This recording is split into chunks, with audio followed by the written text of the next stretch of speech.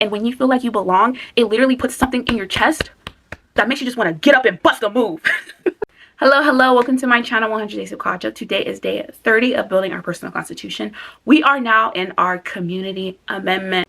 The first topic we'll be talking about within this amendment is define what community means to you. This is super important because we need to understand where we belong and what our place is in this world. As much as we love to think that the world revolves around us, it actually revolves around the connections that we make. And we need to have connections outside of our family and outside of the friends that we've already made. You are growing, you are changing. You can't have the same friends forever. I mean, yes, have the same friends. Don't get me wrong, but you will change as a person. You'll experience things that your friends don't experience, that they can't relate to you on. You need to find people that are like kind of on, I don't say that same wavelength, but have that experience with you. Even though we seek out communities that have our values, our communities shape our values and beliefs. So it's super important that we identify what kind of communities that we want to be a part of, what it means to us, so that way when we seek it out, it's in alignment with us and we feel happy and we feel fulfilled. Another note I want to make is you can't just do what everyone else is doing, right? I'm not a car person. I'm a Twilight person. I'm not a car person, right? So I'm not going to go to car shows. I might. I might. But like typically I wouldn't go to a car show. I wouldn't go to a mechanic convention, or if they even have mechanic conventions. I wouldn't do any of that stuff because I'm not a car person. However, I do have a friend that absolutely loves cars, go crazy about cars, loves everything about cars, videos, books, everything. They're going to engage with that type of community. Now, if I just wanted to hop on the bandwagon and just go with them because I have no idea who I am and what I like and what community means to me, then yeah, I'll go. I'm going to go to the Twilight Festival in Oregon. That's what I'm planning to do. I'm going to follow Twilight accounts on Instagram, on TikTok, on YouTube, on wherever, because that's the kind of community that I like. Okay, I love fantasy. I love werewolves. I love vampires. Okay, I love slutty books. Just a little bit, right? Those are the type of communities that I want. You cannot hop on that bandwagon. The type of communities you will seek out as an extrovert versus an introvert may be different. The type of communities you'll seek out based on your cultural backgrounds or religious backgrounds are different, and the interest or things that you want to at least try out are different from what everyone else is interested or what they want to try out. So you take a good look in the mirror and figure this shit out. Let's get started. The first thing I want you to do is to consider shared values and beliefs that you want in your community. So you want to, of course, want to reflect on what values are most important to you.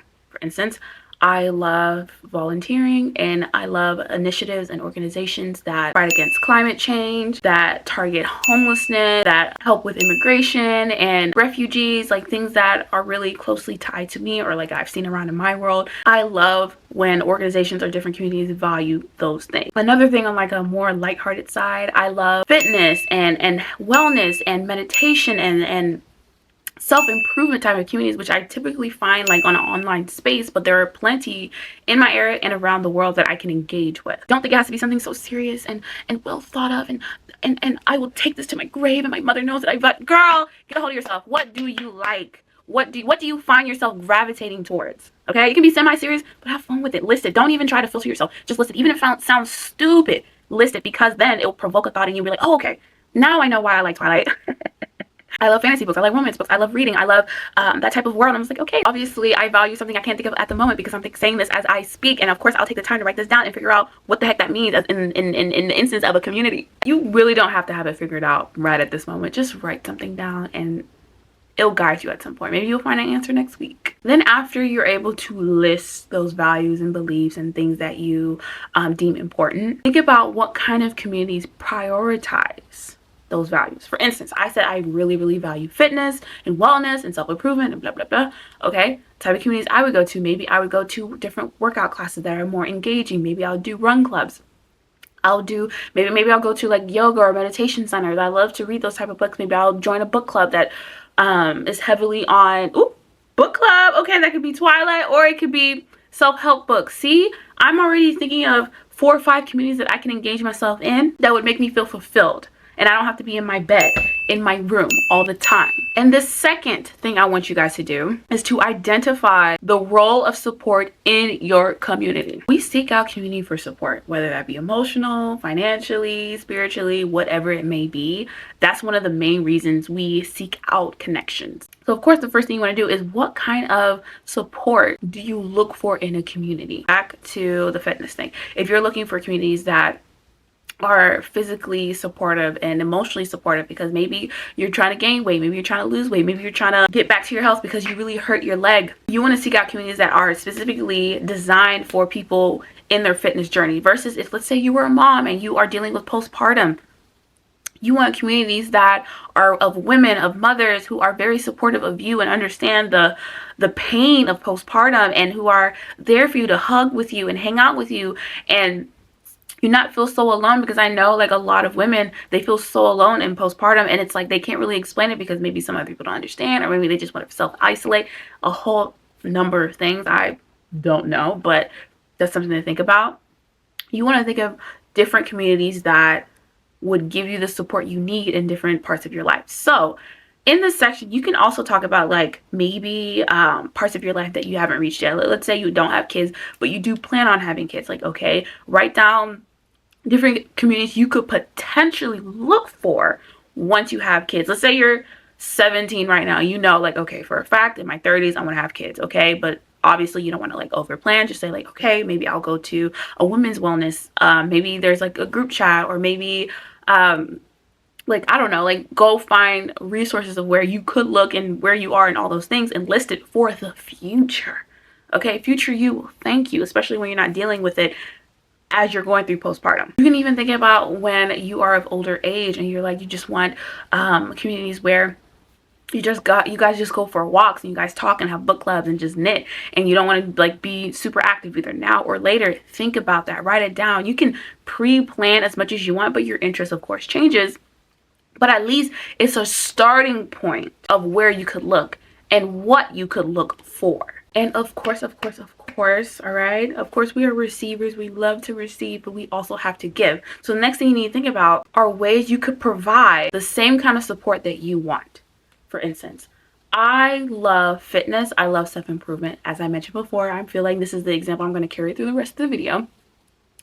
And I, of course, seek out communities that give me the physical, emotional supports to keep going and doing what I'm doing, and very positive. Woo! What am I doing to give those people that same support? Well, for instance, I started my YouTube channel, 100 Days with Kadra, where I am engaging with self-improvement. I'm teaching you guys different things that I'm still learning, but I'm engaging with you all, and so we can grow together. I have my affirmation app that I'm building, which allows you to instill and grow self-confidence and self-worth within yourself, because that was something that I struggled with and I wanted that support. Now I'm creating something that would give you that kind of support. Yeah, no hypocrite over here. Okay, you see how I'm doing everything that I want to receive? You can only attract what you emulate. If you are giving love out to the world, you will receive love, right? If I'm seeking out emotional support because I'm all over the place, guess what? I need to also provide that emotional support to friends, family, and strangers when I can. Not at your disposal, but, you know, just overall. A little FYI, I am creating a personalized affirmation app, and if you haven't done so already, go to my description box, join our emailing listing if you are interested for when it comes out, and to answer my survey so I understand what your needs are. Thank you, I love you, and let's continue with the rest of the video. The third and last thing I want you guys to do is to examine the importance of belonging. When you feel a lack of belonging, how does that affect you? What does that do to your body, to your mind, to your heart, right? I know for me, it was, let's say, like, middle school. Oh, I hate middle school. Leading up to middle school, of course, elementary school, everyone was loving and supportive, and we're all around each other, and nobody was really, like, rude or mean, and I felt like friends were all over, right? And I took that same energy and positivity into middle school. Worst decision ever. I don't regret it, but worst decision ever, okay? Middle schoolers are mean, are rude, are stinky, are confusing, are cliquey. I never really considered how cliquey the real world was. I really thought that was for the movies. No, it was in middle school, okay? I felt like I was a little bit isolated. I would try to make friends, but it wasn't really there. And I think I've only have one friend coming out of middle school versus I still talk to people that I met in kindergarten, right? That was the difference. I was to myself. I wasn't as outspoken. I feel like that's where my limiting beliefs and fear of being seen developed. This wasn't supposed to be a therapy session. But I believe that's when it developed, was in middle school, and that carried over a little into high school, a little into college. And of course, I had to deal with it in my early 20s. I wish I dealt with it earlier, but a girl was just trying to survive. But now I'm out of it. And another okay, off track, just a little bit. For a really long time, I wanted to start a YouTube channel, but again, I had that limited belief and fear of being seen by people that didn't like me, by people that made rude comments about me and to me. So I kept things to myself. I always pushed it away. Even with TikTok, when TikTok came out, I really wanted to make TikTok. I'd make one here and there, and I was really shy. And then I had like 6 or 7 videos go viral, but like I wasn't consistent because again, I had that fear of being seen. It's like, yo, I'm not in middle school anymore. I'm a grown woman. Get up. I say that with compassion and love, okay? I say that with compassion and love. But it is crippling, right? A lack of belonging can sometimes cripple you, especially if you stay in a community that sucks the life out of you. And then under that, you need to define communities that give you a sense of belonging in different aspects of your life, right? I'm multifaceted, as I mentioned before, okay? One community that I typically engage with is like accounting and students type of community, right? Another one is modeling. I love to model. I made friends in my agency. I made modeling friends from just like collaborations and just meeting on set. I love being able to talk to people and talking about like different jobs and gigs that we got and them recommending photographers to me, and I'm like recommending what they should do and all these things. It's very supportive, and it allows me to explore and flourish in modeling in ways that I couldn't have if I was just doing it by myself. If I wasn't following other models on Instagram, if I wasn't connecting with them, if I wasn't connecting with photographers, do you really think I'd be able to like book jobs? Do you really think I'd be able to find good photographers? I need to have healthy relationships with them because just recently when I was in Chicago, I don't know when you guys are going to see this video, I booked this photographer because I needed to update my portfolio. She loved me. We had a great connection. And she said, hey, like in a month or 2, I'm doing like some test shoots for beauty. I would love to just have you. Oh my God, look at that. I connected with her. And now the next time I'm going to see her, I'm not like paying for the photos, but it's like it's a test shoot, of course, like whatever. I'm not going to get into it. Anywho, but I wouldn't have been able to make that connection had I not had a good relationship with her, right? I wouldn't have had that connection had I not followed another model that worked with her to have that good connection with her. You get what I'm saying? Building connections and loving people and supporting people will elevate you. Another community that gives me a sense of belonging is fitness. Fitness / self-improvement, because I do think like they go hand in hand. I love it. That's something I'd always consumed since I was younger. I love it. And I say, you know what? I'm done consuming. It's time to create. Hence, that's why I created my YouTube channel, 1HJ Sokaja, so I can engage with things to improve my life and make me a well-rounded global citizen. Another reason why I started my affirmation app, still in the creation phase, to help people have a stronger self-love and self-worth and blah, blah, blah, blah, blah, with affirmations the same way that I did, and movement. Yeah, my other YouTube channel is Affirmly Active Affirmations and Affirmly Sounds. I love soundscapes like brown noise, white noise, all the things. And I love affirmations just like from YouTube. And I said, you know what? Why not have my own? Why do I need to listen to everybody else's creating? But hey, I wouldn't have found out that I like those things had I not engaged with that community. I felt like I belonged. And when you feel like you belong, it literally puts something in your chest that makes you just want to get up and bust a move. It makes you want to get up and create and love and just explore the world. And you're so happy. And you're just so full of life. Okay. And I'm so passionate about this right now because you guys don't understand. For the past 2-3 years, a girl was for no freaking reason. And you know why? It's because I had a lack of belonging. I needed to find my community and I found it, and I'm flourishing, right? But in those 3 points, overall, I want you to make sure that you go in depth with each. The first point that we made, of course, was to consider the values and beliefs that you like to share with the community and what communities prioritize those. Number 2 was to identify the kind of support that you seek out from your communities.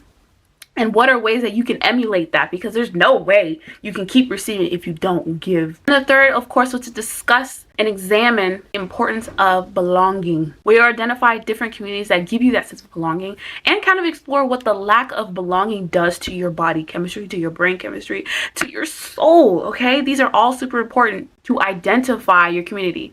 I'm not telling you exactly what you need to say. This is for you to explore that on your own. But this is a guide to get you there. You picking up what I'm putting down? Thank you. Make sure you have this down pat, because the next sections within our community amendment will be building upon this. You can always go back and change what you need, but you need to make sure that you at least have, like, you know, a little something that sticks and that you feel good about. Okay, that's all for today. I love you guys, and I will see you tomorrow. Like, comment, subscribe, and definitely check out my other channels, Affirmly Sounds for soundscapes and Affirmly Active Affirmations for personalized affirmations and affirmation guided yoga.